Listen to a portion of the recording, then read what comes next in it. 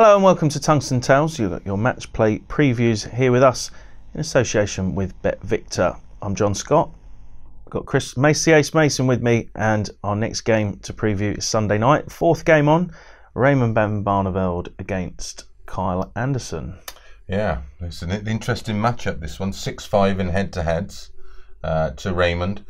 He's won the last few against Kyle, but not in the greatest of form at the moment. Well, you can't have form if you're not playing, and he's only played 7 events on the floor, what we call the floor, the Pro Tours UK Open qualifiers this year.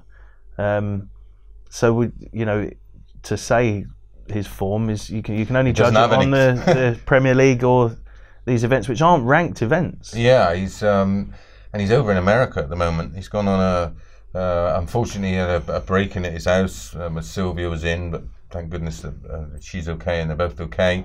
And he decided to take himself off to America for the best part of a month.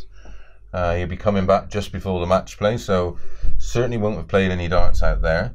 And as you've said, he's got no form because he's not playing in the events he's played in. I think he only cashed 3 or 4. 3 out of the 7, yeah. 3 out of the 7. So as form lines go, it's outrageous. We haven't seen a lot of Kyle, had these issues, but last year won a Pro Tour and won that incredible World Series down in Auckland, where he beat Corey Cabby in an amazing final. It was the final leg, last leg shootout.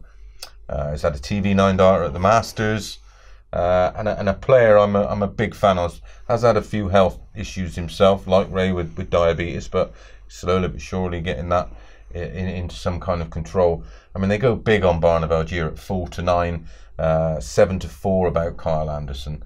I fancy the upset. I think the odds are there, even if he doesn't win. I don't think the odds are right, considering the season that Ray hasn't had, the turmoil of going through what's happened at home, and the fact that he's going to have been away for a month and not picked up a dart.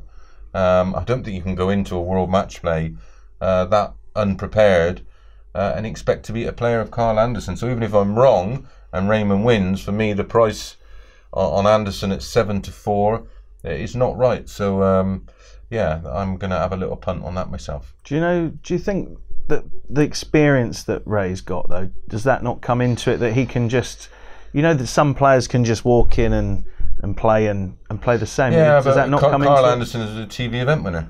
Although it wasn't ranked, I think he beat Gary Anderson en route, Whitlock, Wade, and then beat Cabby, who we know is an absolute animal on that stage. It wasn't like he, everybody else got knocked out around him and he chipped away and nicked a few results here and there.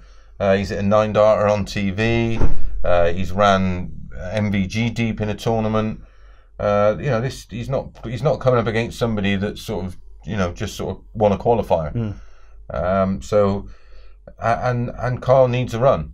He's the one that I know that is now putting in the hours in preparation for this match play, and he'll turn up there sharp. We never know with Barneveld. We know what he's like with that silky action. He could rock up there and play like an absolute dream. But ultimately, the 7-4 isn't right. And this is why I try all my tips I give. If the price doesn't suit the match, it's irrelevant of the result. You want to gamble with their odds, not your own. So Kyle Anderson 7-4. Fill your boots.